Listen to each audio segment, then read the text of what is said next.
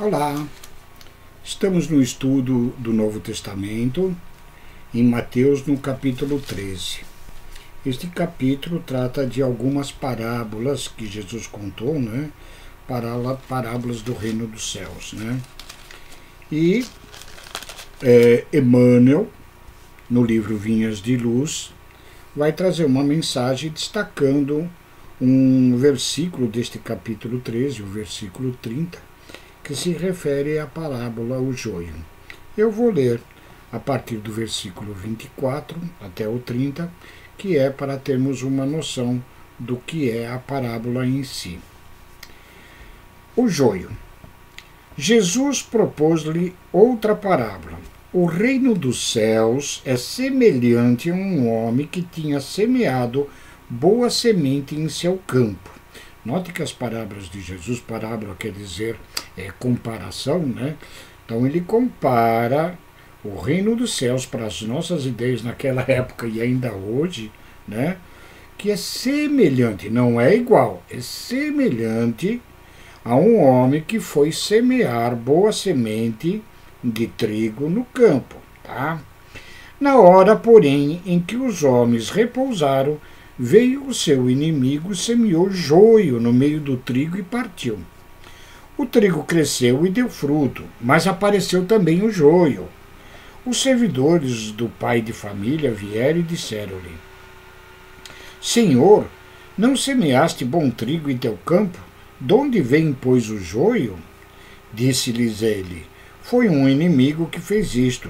Replicaram-lhe: Queres que vamos e o arranquemos?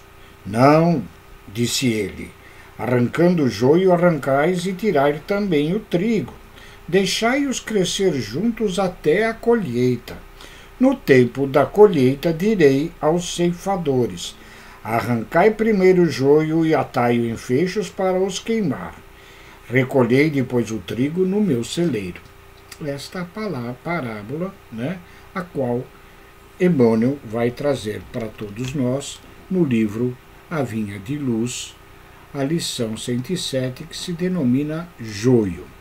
E o versículo destacado de Mateus, do capítulo 13, versículo 30, é exatamente este final da parábola. Deixai crescer ambos junto à ceifa, e por ocasião da ceifa direi aos ceifeiros: Colhei primeiro o joio e atai-os em molho para os queimar. Palavras de Jesus. Aí a mensagem de Emmanuel. Quando Jesus recomendou o crescimento simultâneo do joio e do trigo, não quis senão demonstrar a sublime tolerância celeste no quadro das experiências da vida. O Mestre nunca subtraiu as oportunidades de crescimento e santificação do homem, e, nesse sentido, o próprio mal, oriundo das paixões menos dignas. É pacientemente examinado por seu infinito amor sem ser destruído de pronto. Importa considerar, portanto, que o joio não cresce por relaxamento do lavrador divino, mas sim porque o otimismo do celeste semeador nunca perde a esperança na vitória final do bem. O campo do Cristo é região de atividade incessante e intensa. Tarefas espantosas mobilizam falanges heróicas. Contudo, apesar da dedicação e da vigilância dos trabalhadores, o joio surge, ameaçando o serviço. Jesus, porém, manda aplicar processos defensivos com base na iluminação e na misericórdia. O tempo e a bênção do Senhor agem devagarinho e os propósitos inferiores se transubstanciam. O homem comum ainda não dispõe de visão adequada para identificar a obra renovadora. Muitas plantas espinhosas ou estéreis são modificadas em sua natureza essencial pelos filtros amorosos do administrador da seara, que usa afeições novas, situações diferentes, estímulos inesperados ou responsabilidades ternas que falem ao coração. Entretanto, se chega a época da ceifa, depois do tempo de expectativa e observação, faz-se então necessária a eliminação do joio em molhos. A colheita não é igual para todas as sementes da terra. Cada espécie tem o seu dia e a sua estação. Eis porque, aparecendo o tempo justo de cada homem e de cada coletividade, exige-se a extinção do joio, quando os processos transformadores de Jesus foram recebidos em vão.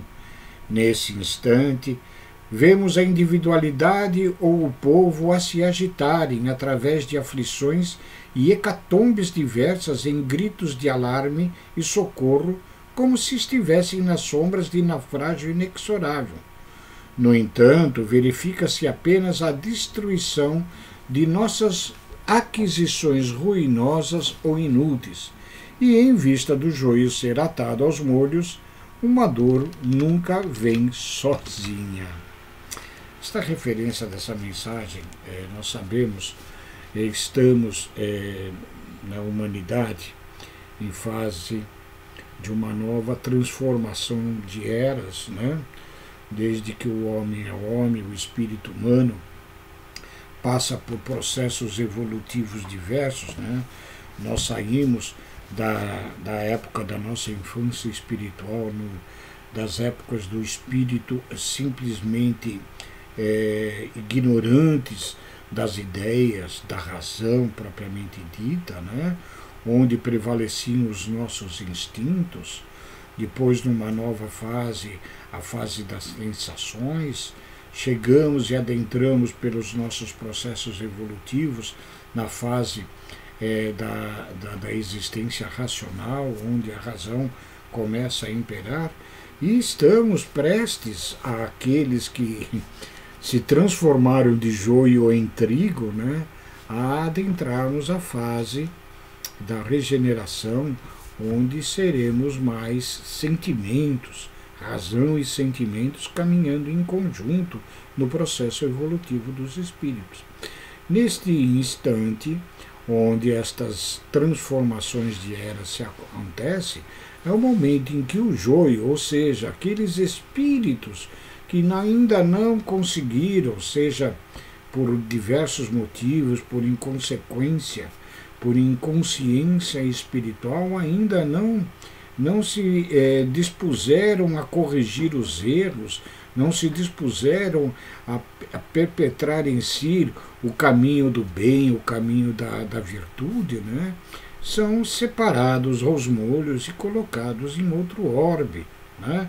Onde, ao mesmo tempo em que espiarão os seus erros e em novas provas de processo evolutivo, poderão auxiliar povos originários daquele mesmo orbe, né? Onde, com este processo, cada espírito auxilia os próprios espíritos na evolução de toda a humanidade. E aqueles que aqui ficarem separados como trigo, ou seja, no celeiro do Senhor na terra, né, nós continuaremos, queira Deus que nós estejamos nesta fase. Os espíritos que permanecerem aqui na terra, aqueles que herdarão a terra, como as próprias bem-aventuranças que Jesus deu no Sermão da Montanha, continuarão a jornada de evolução, certo?